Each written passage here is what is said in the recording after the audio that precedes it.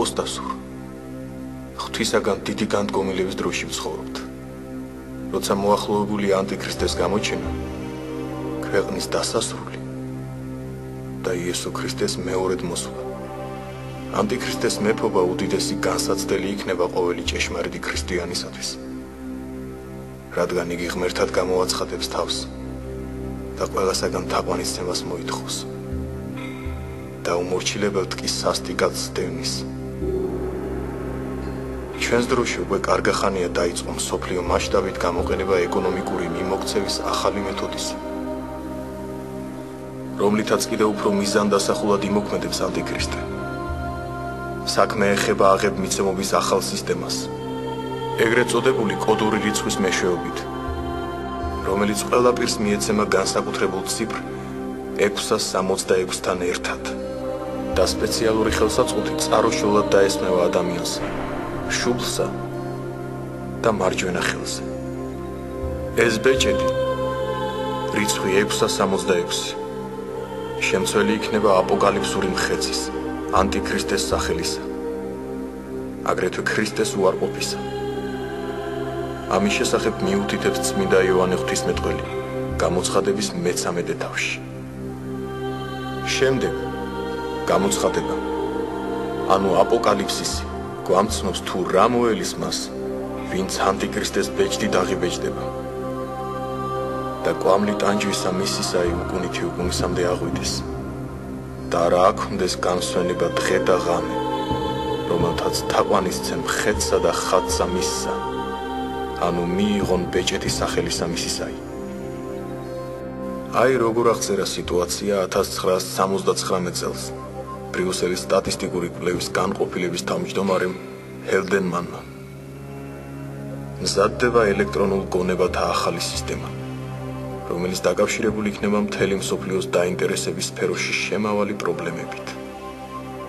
საქმე ეხება ბელგიაში ჯვრის ფორმით აშენებული 13 სართულიანი შენობისა და 3 სართულიან შენობათა მთელ ჯგუფს, სადაც განლაგებულია შესაბამისი ხელსაწყოებით ციფრების აგრეფისა. მთელ დედამიწის ზურგზე ყოველ ადამიანს ექნება საკუთარი ნომერი, რიცხვი. ამ ნომრის მეშვეობით ნებისმიერი ადამიანი შეძლებს მონაწილეობის მიღებას ვაჭრობაში. ამასთან ეს რიცხვი უხილავი იქნება თვალთათვის. სპეციალური აპარატის მეშვეობით შესაძლებელი იქნება ამ რიცხვის წაკითხვა ნებისმიერ მომენტში. 3-6 ციფრიანი რიცხვით მიიღებს მსოფლიოს ყველა მოქალაქე დამოუკიდებელ ნომერს. არავით არის საბანკო ბარათი, არავით არის ფული, არამედ კაცის თვალისთვის უხილავი ნომერი, ხელზე ან შუბლზე. ეს მოძრაობა დაიწყო შვედეთში 1983 წელს. 6000-მა მოხალისემ მონაწილეობა მიიღო ექსპერიმენტში. უმტკივნეულო დატვიფრით ისინი დანიშნულნი არიან სიკვდილამდე. გთავაზობთ ფრაგმენტებს ინჟინერ-კონსტრუქტორის კომპიუტერულ მიკროსქემების სფეროში დოქტორ კოლ სანდერსენის გამოსვლიდან, რომელიც 1993 წლის ზაფხულში შედგა. მრავალი წლის წინ დავიწყე მუშაობა როგორც ინჟინერმა მიკროსქემების შესაქმნელად. მიზანი იყო შეგვექმნა ისეთი მცირე ზომის მიკროსქემიანი ბიოჩიპი, რომელიც მოთავსდებოდა საინექციო შპრიცის ნემსში. $1,000,000 იქნა დახარჯული იმისათვის, რათა დადგენილიყო სწორედ ეს ადგილი ადამიანის სხეულში, სადაც იგი იმუშავებდა და მიიღებდა კვებას. ბიოჩიპი შედგება 250,000 შემოადგენელი ნაწილისაგან. იმისათვის, რომ მიკროსქემა დაიტენოს, საჭიროა ტემპერატურის სწრაფი ცვალებადობა. დადგენილი იქნა 2 ასეთი ადგილი. ესენია შუბლი და მარჯვენა ხელი. მუშაობის პროცესი მიმდინარეობდა მრავალი მიმართულებით და ზოგნი ვერ გებულობდნენ თუ რაზე მუშაობდნენ. მე მუშაობდი კვების წყაროს რესურსებზე. იმ დროისათვის მე მეუწყა გაფრთხილება ღვთისაგან და დავიწყე წმინდა წერილის გამოკვლევა. და აი გამოცხადების მე-13 თავში აღმოვაჩინე. აიძულა ყველა, პატარები და დიდები, დიდრები და ღარიბები, თავისუფლები და მონები, ნიშანი მიეღოთ მარჯვენა ხელზე ან შუბლზე. მე დარწმუნებული ვარ, რომ როდესაც იოანე მიხილა უფლისაგან გამოცხადება, მან იხილა სწორედ ის ბიოჩიპი, რომელიც თავსდება ეპიდემიოლოგიურ ნებსში.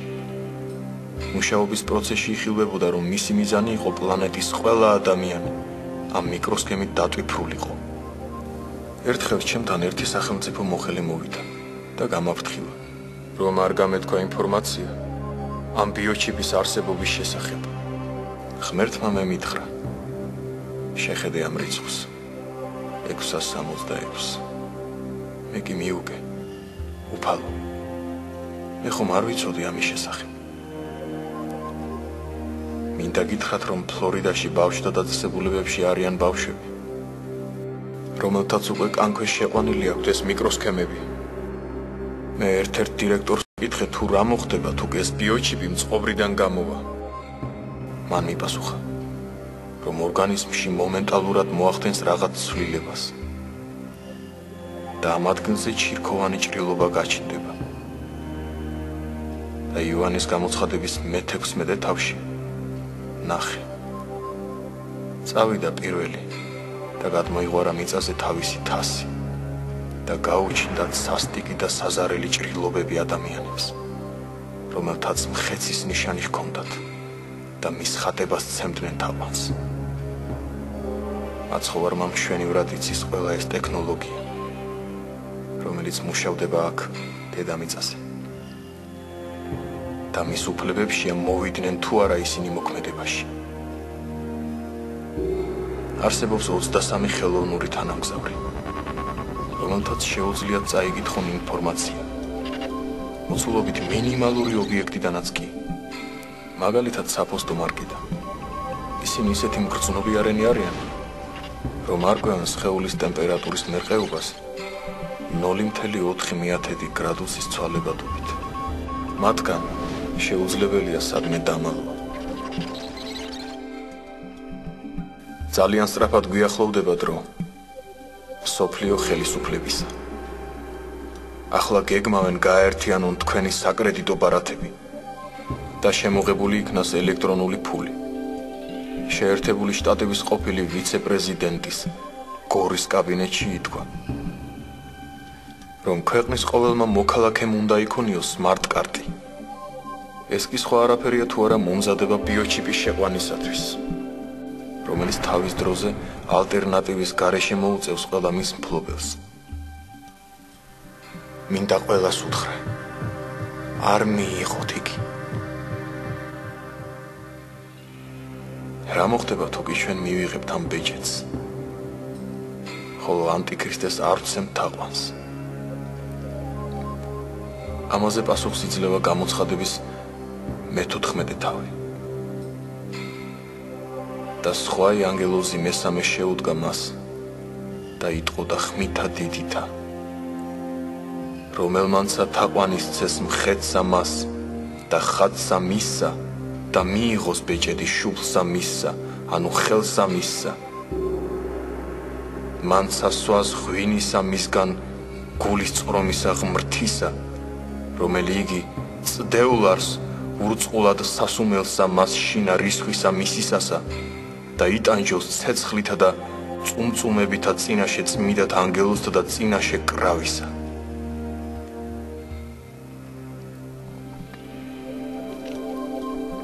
მე ვესაუბრე ცენტრალური სადაზვერვო სამმართველოს მუშაკებს და მათ მითხრეს, რომ ხელისუფლებაში მაგალითად ჰენრი კისინჯერი, ლაცენბერგი და სხვები მსჯელობდნენ, რომ ვერ გააკონტროლებდნენ ადამიანებს, თუ კი მათ არ დატვიფრავდნენ ბიოჩიპით.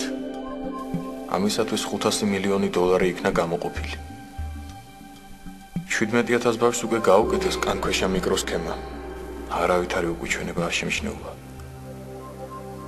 მას შემდეგ მრავალ ადამიანს დაესვა ეს ბეჭედი. ისმება თავზარდამცემი კითხვა, რა ვიღონოთ ჩვენ მართლმადიდებლებმა, თუ კი ანტიქრისტეს ბეჭდის დასმა მოხდება ძალდატანებით? ჯერჯერობით გაუსაძლისი ჟამი არ მოწეულა, მაგრამ ყველაფერი შეიცვლება როდესაც მსოფლიოს მოევლინება ანტიქრისტე, რომელიც ტოტალურ ძალაუფლებას აიღებს ხელში. წუხარებათა და ხილულ და უხილავ განსაცდელ დოჟამს, განსაკუთრებითაა საჭირო ლოცვა, ამბობს წმინდა ეპისკოპოსი ეგნატე ბრიანჩანინური. ლოცვა, როგორც თვითდაჯერებულობის უარყოფის გამოხატულება და ღმრთისადმი სასოების მანიშნებელი ჩვენზე ღმრთის შეწევნას მოიწევს. აი რას წერენ უკანასკნელ ჟამზე მე-20 საუკუნის მართლმადიდებელი წინასწარმეტყველები. 1999 წლის 2 მაისს რუსეთის მართლმადიდებლურმა ეკლესიამ წმინდანად შერაცხა ნეტარი უხუცესი ქალი, დედა მატრონა. მატრონა დიმიტრისასული ნიკონოვა დაიბადა 1891 წელს ტულის ოლქში. მატრონაზე ფეხმძიმე დედამ ნახა წინასწარმეტყველური სიზმარი, ხილვა, რომელიც ზუსტად ასრულდა. გოგონა დაიბადა ბრმა. ასე იცოცხლა მთელი თავისი ცხოვრება. 1925 წელს იგი მოსკოვში გაემგზავრა, სადაც სიკვდილამდე ცხოვრობდა. მასთან გამუდმებით დადიოდნენ ადამიანები რჩევისათვის, წინასწარმეტყველებისათვის და კურნებისათვის. დრო და დროის გადადიოდა ბინიდან ბინაში, რადგან ჩაწერის გარეშე ცხოვრობდა და მილიციის მოსვლამდე წინადღი ჭვრეთ და მოსალოდნელ უსიამოვნებას. ადამიანები ყვებიან, რომ ომის დროს სტალინი იყო მატრონასთან. მან სტალინს ურჩია, არ გამგზავრებულიყო მოსკოვიდან.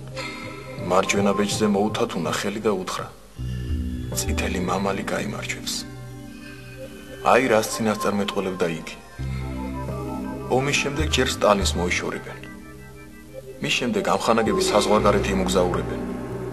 ზოგიერთი მათგანი იქ ნახავს სხვა ცხოვრებას და გაიგებს რა არის კარგი და რა არის ცუდი. და რომ შემდეგში ასე ცხოვრება უკვე აღარ შეიძლება.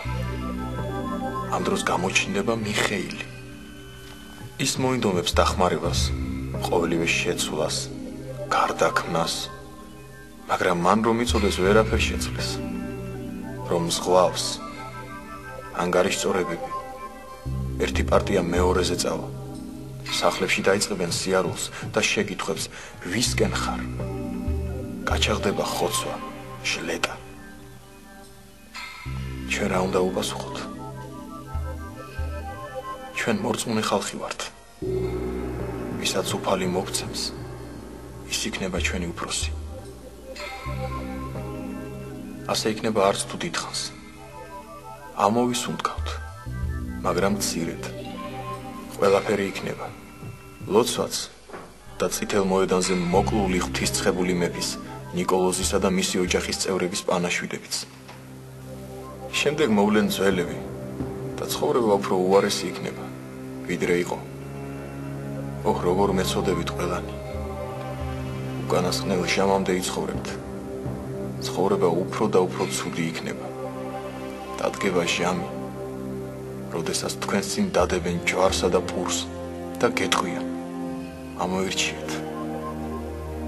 ჩვენ ავირჩევთ ჯვარს. ავიღებთ მიწის გუნდას. დავამრგვალებთ. უფლის მიმართ ვილოცებთ, შევჭამთ და მაძღარნი ვიქნებით. დედა მატრონა აღესრულა 1952 წლის 2 მაისს თავისი სიკვდილით. რის შესახებაც მას 13 დღით ადრე ეუწყა. დაკრძალული იქნა მოსკოვის დანილოვის სასაფლაოზე. ღირსი მამა ლავრენტი ჩერნიგოველი ხშირად საუბრობდა ჩერნიგოველ მონაზვნებთან უკანასკნელ ჟამზე. საჭიროა ფხიზელი და ფრთხილი იყო. რამე თუ ანტიქრისტე უკვე ახლოა. შეხედეთ რაოდენ ბევრია წინასწარმეტყველება ჩვენს უკანასკნელ საუკუნეზე. არც ერთი მომდევნოზე. როდესაც განგითხვის დღე დადგება, იგი იმდენ ხანს გაგრძელდება, რაც სჭირდება 6 ფსალმუნის გალობას. ახლა ყველას სული სხეულით აქვს დაფარული. სამჟავროზე კი სხეული იქნება სულით დაფარული. დგება უკანასკნელი ჟამი, როდესაც სასულიერო პირთ გაიტაცებს ამქვეყნიური ამაოება და სიმდიდრე.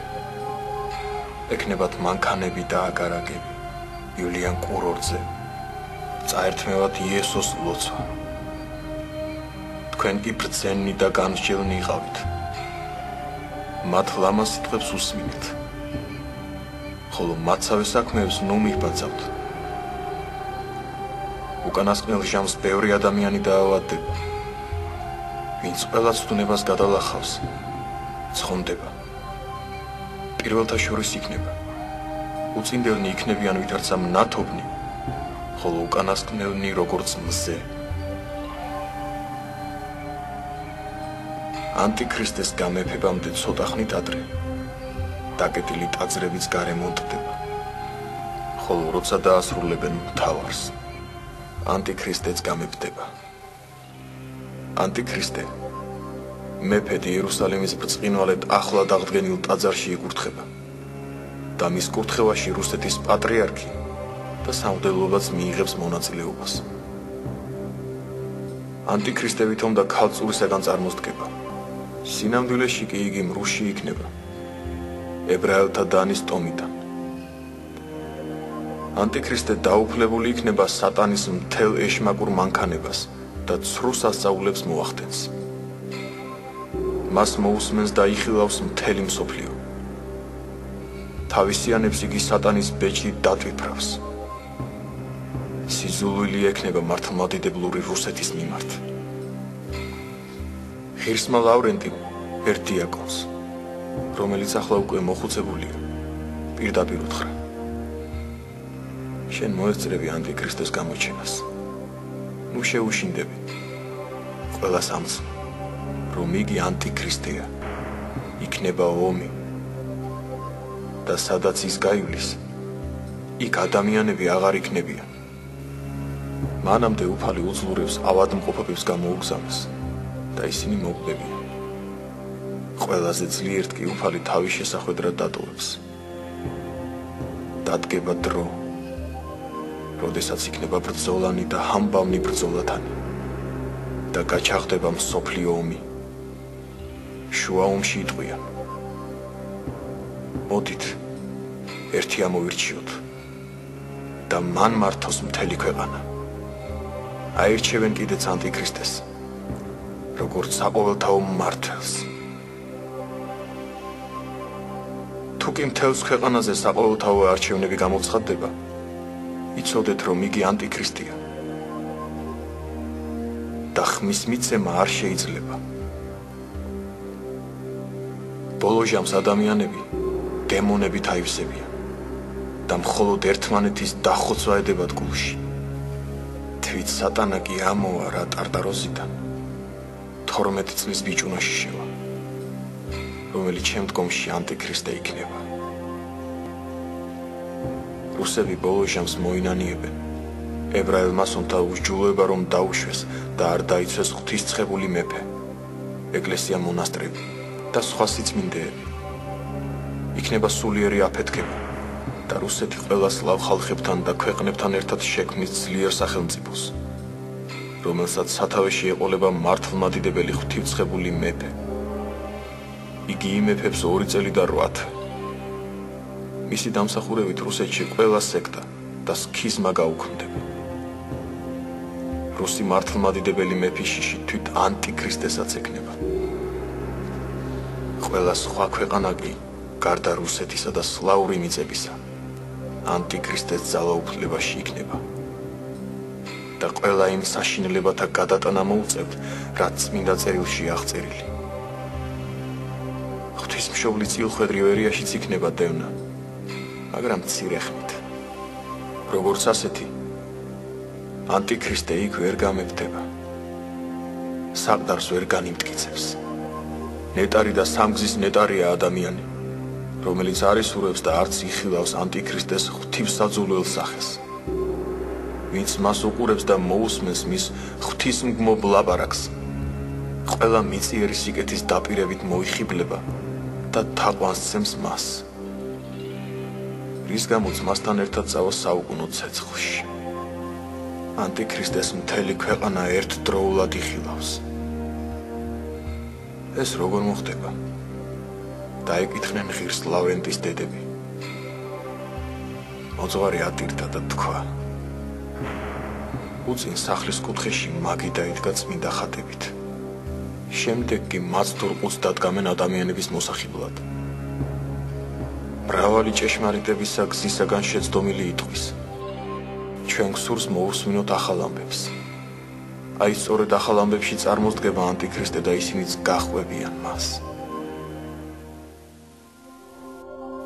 ღირსი მამის, ნილოს მირომდინარე ათონელის წინასწარმეტყველებით, ივერიის ღვთისმშობლის მეკარედ წოდებული ხატი, რომელიც მფარველია ათონის მთისა, სასწაულებრივად დატოვებს ათონის მთას. მას უნდა გაჰყვნენ ათონელი ბერები, რომელთაც სწადიათ სულის ცხონება. ზოგიერთი ათონელი მამის გადმოცემით, ივერიის ღვთისმშობლის ხატი საქართველოში დაიდებს ბინას. საქართველოს შესახებ მღვდელმა ფილიპე აბაშიძემ 1988 წლის გაზაფხულზე აღდგომის მარხვაში ღვთისაგან ასეთი ხილვა ნახა. ხედავდი პატრიარქს ტახტზე მჯდომს. უცბად განადდა მისი სახე და მისი თავის ადგილას უფლის იესო ქრისტეს სახე გამოჩნდა. ხედავდი მის მტრებს, რომელთაც მისი შურთ და ცდილობენ ხელი შეუშალო, რადგან მას მიყავს ქართველი ერი გადარჩენისა და გაბრწყინებისაკენ. ხედავდი, რომ როდესაც ივერია გაბრწყინდება, პატრიარქი ძლიერ მოხუცი იქნება, მაგრამ ამ ბედნიერებას ქართველ ხალხს უფალი მისი მარჯვენით მიანიჭებს. სანამ ეს მოხდება, იქნება არეულობა ჩვენს ერში. ხედავდი ეროვნული მოძრაობის აღმავლობას, მრავალრიცხოვანი ხალხის მასებს შეკრებილებს ერთად სხვადასხვა ეროვნული თუ პოლიტიკური მოთხოვნებით, ერთმანეთს შორის პიროვნებისათვის მათ ბრძოლას, ერთმანეთის მტრობას. ქართველი ხალხი გამოსავალს და შვებას ეძიებდა პოლიტიკურ მეთოდებში და არა ღვთის რწმენასა და ეკლესიაში. იგი გადარჩენას თავის პოლიტიკურ ნიჭსა და უცხო ქვეყნების დახმარებაში ეძიებდა და არა ღვთის ყოვლის შემძლეობასა და ეკლესიურ ცხოვრებაში. ამიტომაც უფალმა საქართველოზე დაუშვა საშინელი განსაცდელი, რათა ქართველ ხალხს ეცნო უფალი, დაეწყო ეკლესიური ცხოვრება და მთელი თავისი იმედები ღმერთზე დაემყარებინა. უფალმა ჩვენი ერის ხსნა ეკლესიასა და მის საჭეთ მპრობელს ჩაუდო ხელში. მხოლოდ ის გააღებს ჩვენი ბედნიერების კარს. ყველანაირად ეცდება ჩვენი ხალხი ამ კართან არ მივიდეს. სხვა გზით დაიწყებენ ბედნიერების ძებნას. სადაც ის არ არის, მაგრამ ბედნიერების მაგივრად უბედურება ეწევა. ძიმე დღეები დადგება საქართველოში. მოსული ხელისუფლება დამნახავი თავიანთი უქონლობისა პურისათვის მთხოვნელ ხალხს ეტყვის. აგერ თქვენი ეკლესია და ის დაგაპურებთ. ერი მივა პატრიარქთან და მის მიერ დაპურდება. ხედავდი პატრიარქი ხალხს ართმევდა ფულს და აჭმევდა საჭმელს. ამის შემხედარე ვბრკოლდებოდი, რატომ ართმევს ხალხს ფულსო? მაგრამ შემდეგ ვხედავდი, რომ ამ ფულით პატრიარქი იძენდა საკვებს და აძლევდა ისევ ხალხს. სწრაფად მოიპოვებს ეკლესია ავტორიტეტს. მთელი ქონება ხალხისა ეკლესიაში დაგროვდება. ერის დაპურება სასწაულებრივ იქნება. ხელისუფლება დამნახავი ასეთი აღმავლობისა განიზრახავს მის ხელყოფას, მაგრამ მათ წინ აღუდგებიან ეკლესიის სულიერი მოძღვარნი, რომლებიც შეპყრობილ იქნებიან ხელისუფლების მიერ. ხედავდი სულიერ მამებს, რომლებიც იდგნენ ხელისუფლების წინაშე, არავითარი შიში მათ სახეზე. რაღაც საიდუმლო შესახებ ეკითხებოდნენ, როცა ვერაფერს მიაგნეს, უწმინდესის თხოვნით ისინი გაათავისუფლეს. მოვიდა ჟამი, როდესაც საბოლოო შეტევა მიიტანეს პატრიარქზე. ცილს წამებდნენ და იმასაც კი ამბობდნენ, ეგ თუ კეთილისაგან არის, რატომ აქვს წვერი თეთრი და თმა შავი, მაგრამ ყოველივეს მოთმინებით იტანდა. სანამ არ დადგებოდა ის ბრწყინვალე ნეტარი დღეები, რომელიც განუმზადა ღმერთმა ქართველ ერს ყოვლადწმინდა ღვთისმშობლის მეოხებით. მცირე ხნის შემდეგ მოხდა უდიდესი ღვთაებრივი სასწაულები, რომელიც არც ერთ ქვეყანაში არ მომხდარა, რაც ადამიანი არსებულა. ეს მხოლოდ ქართველ ერს განემზადა. სასწაულები დაეშვა ღვთისაგან. მთელი ერი, დიდი თუ პატარა, მოაწყდა ეკლესიას. ტიროდნენ ხმამაღლა, მოთქვამდნენ თავიანთ ურწმუნოებას. ზოგიერთი იძახდა, ეს რა ყოფილა, მე ეკლესია რაღაც დაწესებულება მეგონა და ტიროდა. ეს იყო დღე ერის უფლისადმი დაბრუნებისა. უფრო მნიშვნელოვანი და აღმატებული ვიდრე ჩვენს ერზე ოდესმე მომხდარიყო. ყველანი ეუბნებოდნენ უწმინდეს, რა ვქნათ, რომ გადავრჩეთ და ვცხონდეთ. დაიწყო ყველა იმ ლოცვა კურთხევის აღსრულება, რაც ჩვენს ერს გამოიყვანდა მდგომარეობიდან და გააბწყინებდა სულიწმინდის მადლით. ხედავდი ერთ მოძღვარს, რომელსაც უწმინდესი თავიდანვე განსაკუთრებულად ამზადებდა განსაცდელთა გადატანისათვის. ჩანდა, რომ როდესაც უწმინდესი ხნიერი იყო, მას აძლევდა კურთხევას პატრიარქობის მოვალეობის შესრულებისა. ხედავდი ბოლო ჟამს მოძღვარი პატრიარქის დავალებით წმენდა საქართველოს ეკლესიას უღირსი სამღვდელოებისაგან. ხედავდი ამ მოძღვრის უკანმჯდომარე პატრიარქს, რომელიც ტიროდა სიბრალულით. ისინი უსიტყვოდ მორჩილებით იღებდნენ სასჯელს. ხედავ ძალზე დიდ ტაძარს, რომლის ეზო ქვაფენილით არის მოპირკეთებული. ამ ეზოდან მოჩანდა თბილისი. ტაძრიდან ისმოდა ტკბილი გალობა. ადამიანი იფიქრებდა ანგელოზთა გუნდიაო. ხედავ გაიღო აღსავლისკარი და გამოდის იქედან უწმინდესი, ღრმად მოხუცებული. წელში მოხრილი, უსაზღვრო სიყვარულით განათებული და ლოცავს ტაძარში მდგომთ და მთელ ერს. მთელი ერი ნეტარებდა სულიწმინდის მადლით. რამდენ ხანს გაგრძელდა ქართველ ერზე ასეთი ბედნიერი დღეები? არ ვიცი. როცა მცირე ჟამი რჩებოდა ქვეყნიერების აღსასრულამდე, გამოვიდა პატრიარქის მიმართვა ქართველი ერისადმი. გავდივართ მთებში, უფლის მოსვლის შესაგებებლად. შევიკრიბენით ბევრზე ბევრი და დავიძარით აღნიშნული ადგილისაკენ. გარკვეულმა ნაწილმა პატრიარქის მიმართ უნდობლობის გამო არ ინება წამოსვლა. თქვეს, ჩვენ აქ შევხვდებით უფლის მოსვლასო. მთებში ველოდით უფლის მეორედ მოსვლას ზეციდან კაცობრიობის განსასჯელად. თქვენ ხილვაში იწერება იქ, რომ უდიდესი ღვთაებრივი სასწაულები დაეშვება საქართველოზე. აი, რაში გამოიხატება ეს უდიდესი ღვთაებრივი სასწაულები, თუ შეიძლება რომ დაგვიკონკრეტოთ? გამოჩნდება ეს პიროვნება, რომელიც რაღაცა ეს ღვთისგან იქნება გამორჩეული და ამ პიროვნებით მოქმედებს ღვთაებრივი ძალა, რომელიც მთელ ერს მოიყვანს ეკლესიაში და პატრიარქის ასე ვთქვათ მორჩილებაში ამყოფებს ერს და როგორც არის ესეთი არა მარტო ამ ჩემი ხილვიდან იყო ესეთი რამაც მე ვნახე, არამედ შემდეგ გავიგე სხვა წყაროებიც ამტკიცებენ ამას, რომ თვითონ სომხეთის წყაროებიდან, რომ ჩრდილოეთის ქვეყნიდან გამოჩნდა პიროვნება, რომელიც სომხეთის ეკლესიასაც კი ისე მართლმადიდებლობაში მოაქცევს.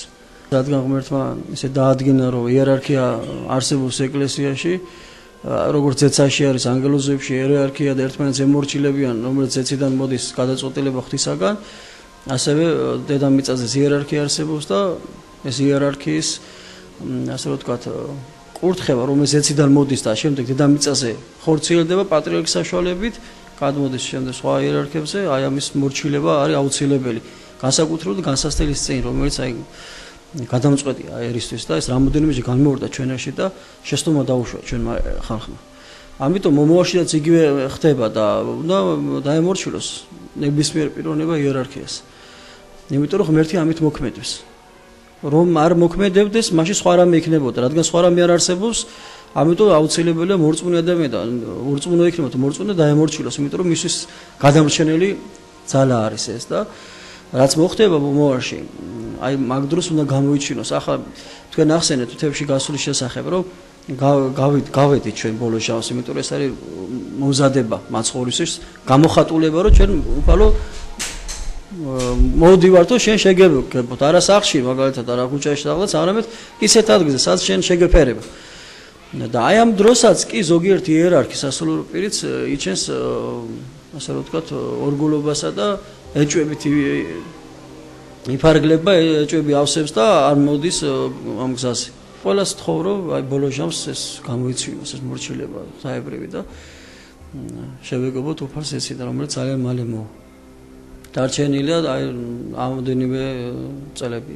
აი ეს დრო რომელიც დარჩენილი არის უნდა გამოვიყენოთ ჩვენ აი ბოლო დროს მომზადებისთვის, იმ ბოლო წამისთვის რომელიც მოხდება. 1995 წელს გარდაცვლილი მცხეთის სამთავროს დედათა მონასტრის წინამძღვარი არქიმანდრიტი გაბრიელი, რომელიც სიცოცხლეში უცდომელად წინასწარმეტყველებდა და მრავალ სასწაულს ახდენდა, ამბობდა, რომ ჩვენ ბოლო ჟამის მაცხოვრებლები ვართ. ამბობდა, რომ ანტიქრისტე მთელ მსოფლიოში გამეფდება, მაგრამ საქართველოში ტახტს ვერ დაიდგამსო.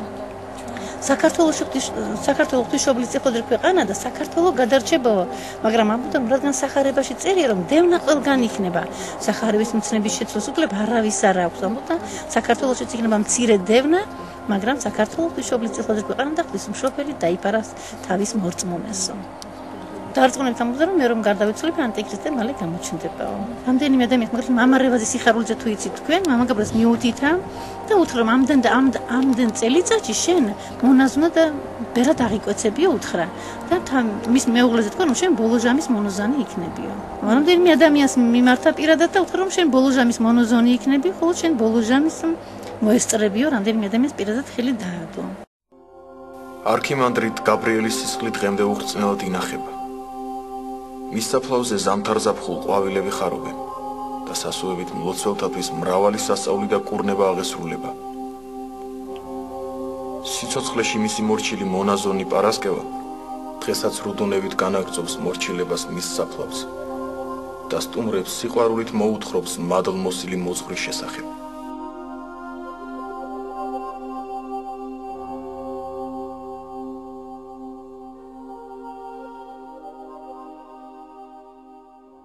სათნოყოფელი ღვთისა პელაგია რიაზანელი დაიბადა 1890 წელს. რიაზანის ოლქის სოფელ ზახაროვში. ნეტარ პელაგიას დაბადებიდან არ ჰქონდა თვალისჩინი. როცა დედამისი მასზე დორსულად იყო, ციება დაემართა. ექიმმა არ იცოდა მისი ფეხმძიმობის შესახებ და ქინაქინი დაუნიშნა. ამიტომაც დაიბადა პელაგია ბრმა. 3 წლამდე იგი ძალზე ტიროდა. ხოლო როდესაც 3 წლისა გახდა, ერთხელაც მოულოდნელად წამოიძახა, მე ვხედავ ნათელს. ყველას უგვირდა. როგორ ხედავს, როცა ბრმაა?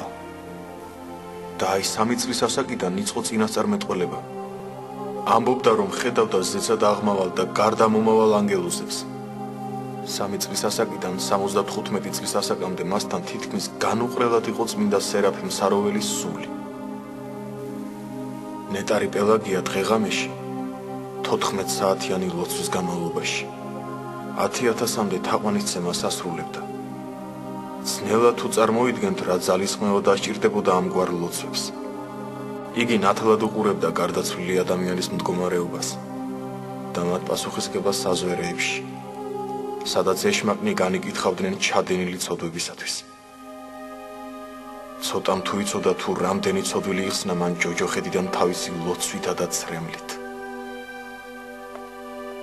წინასწარმცნობელი პელაგია სჭვრეტდა იმ დროებას, როდესაც რუსეთში ყველა ტაძარი გაიხსნებოდა. ეს მაშინ ხრუშოვი ტაძარს უმარტოვებდა და უხურავს. მაგრამ ტაძრების სანახაობა გაიქნებაო ადამიანებისათვის. ხალხს არ ეწოდინება ლოცვა.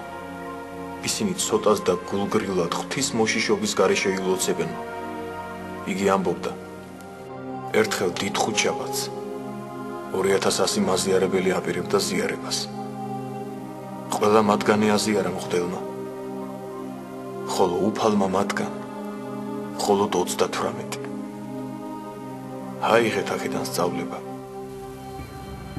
რიაზანიდან მიხაილოვამდე 70 კილომეტრია.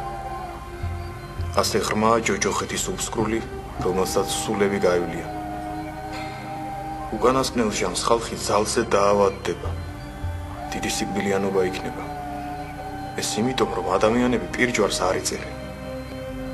მოვა დრო და ძალზე მომრავლდება თავის სიმსივნიანი ავადმყოფები.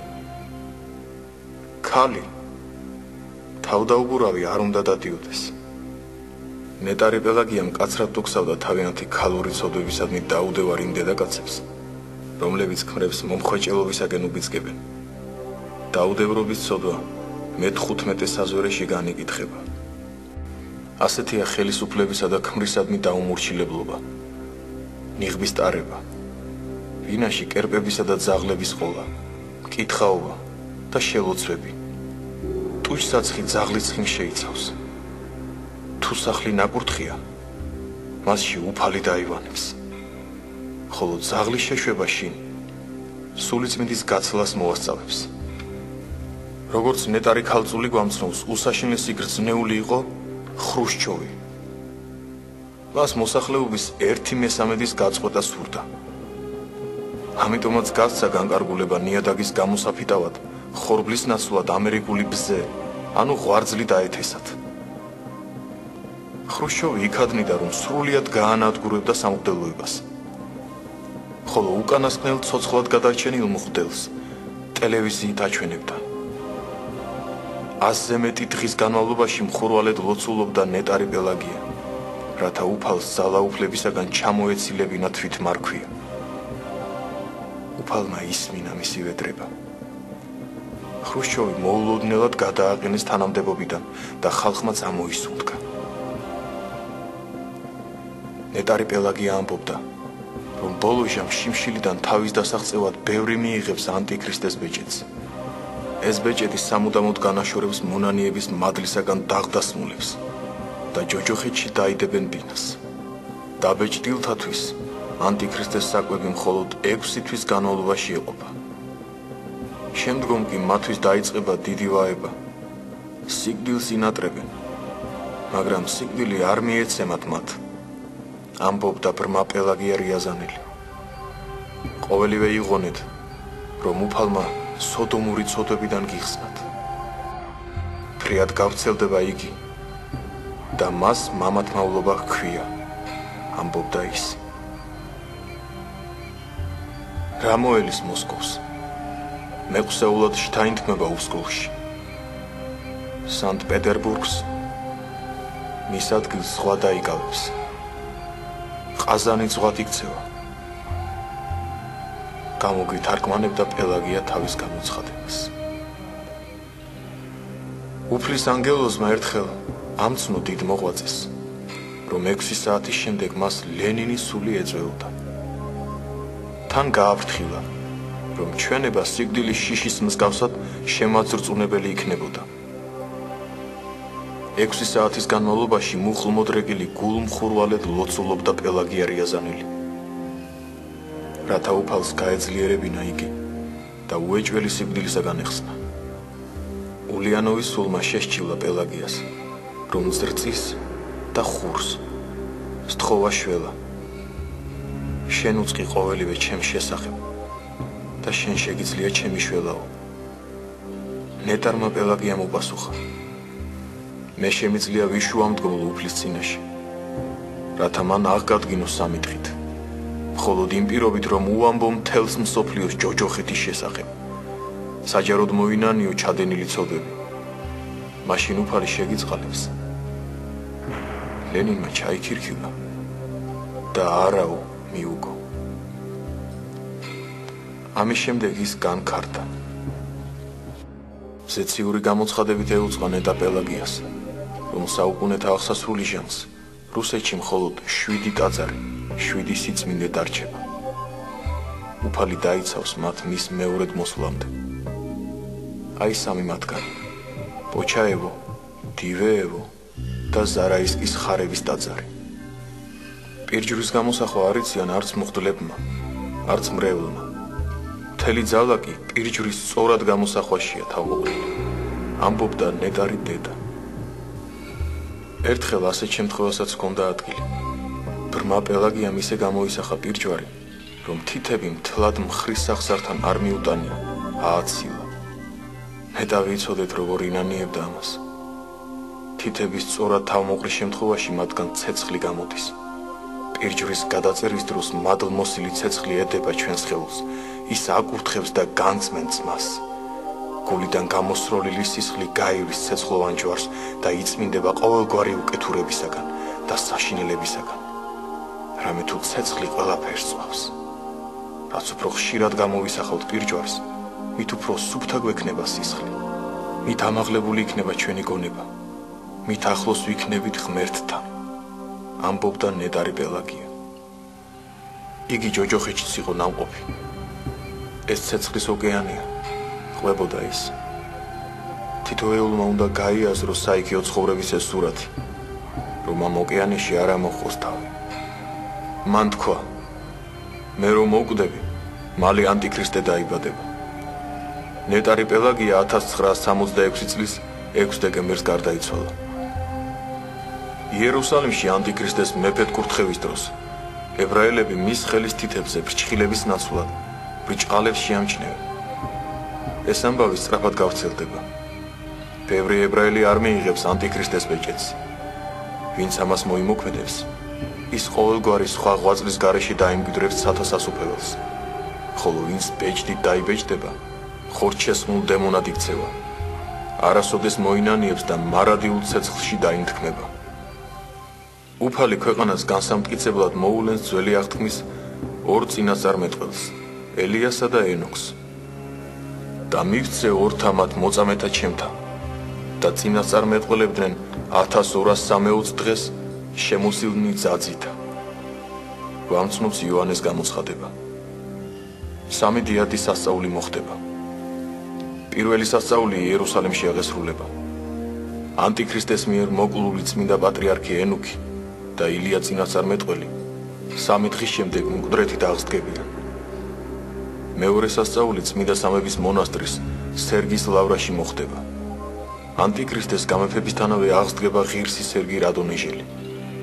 აღსდგება რა თავისი ლოსკუმიდან ყველას თვალწინ გაივლის მიძინების ტაძრამდე და ზეცა დამაღლდება.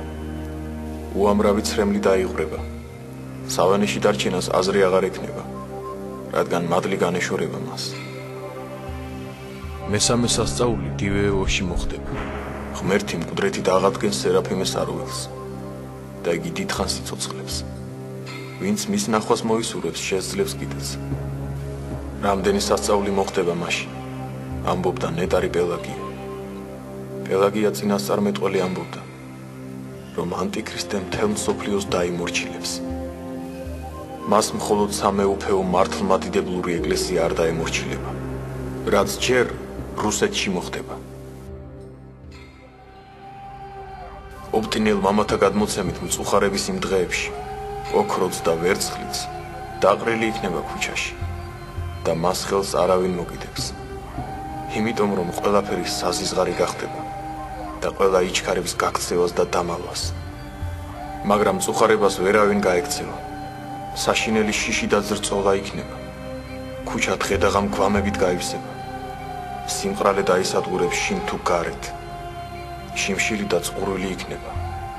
გაუფერულდება სილამაზე ადამიანებისა, ხოლო გვამი მათი მიცვალებულისას დაემსგავსება.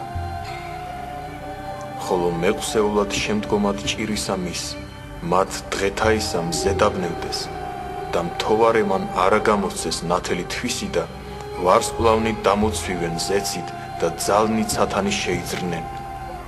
გვამცნობს მათეს სახარება. შემდგომში უფალი მისცემს ძლევას თავის მცირე სამწყსოს, ანტიქრისტესა და მის სამეფოზე. გლინის უდაბნოს ბერთა გადმოცემით, მას შემდეგ რაც ანტიქრისტე და ცრუ წინასწარმეტყველნი ცოცხლად იქნებიან გეენაში შთაგდებულნი, ეს ქვეყანა ერთბაშად არ დაამთავრებს არსებობას. წმინდა დიმიტრი როსტოველი გვამცნობს. ანტიქრისტეს წარსაწყვეტელი აღსასრულის შემდეგ ადამიანებს ღმრთისაგან კიდევ ეძლევათ რაღაც დრო სინანულისათვის როგორც ამას ვხედავთ ბიბლიაში დანიელ წინასწარმეტყველთან, სადაც ანგელოზმა თქვა, რომ ანტიქრისტე 1290 დღეს იმეფებს, ხოლო შემდეგ დაუმატა. ნეტარია, ვინც მოითმენს და მიაღწევს 1335 დღეს. ანუ ანტიქრისტეს შემდეგ რჩება კიდევ 45 დღე. ამ ხნის განმავლობაში ცაზე დარჩება გაბრწყინებული ჯვარი უფლისა, რომელიც თავისი დიდებულებით მოუწოდებს ცოცხლად დარჩენილ ადამიანებს სინანულისაკენ. და მაშინ გამოჩნდება უფალი დიდებით, ღრუბელთა ზედა მომავალი, რომელსაც კაცობრიობა ერთდროულად იხილავს. მართალთ შეუძლიათ არ ეშინოდეთ. მათ გარეშე მოზღუდავს მადლი. კიდობანი ეკლესია, მხოლოდ ისინი გადარჩებიან, ვინც მასში იქნებიან, ამბობდა წმინდა ნექტარიოს ოპტინელი. მერე კი მოიწევს აღსასრული ამასოფლისა. ვინც ინდომა ღმერთთან დარჩენა, დარჩა და მარად ღმერთთან ერთად მებობს.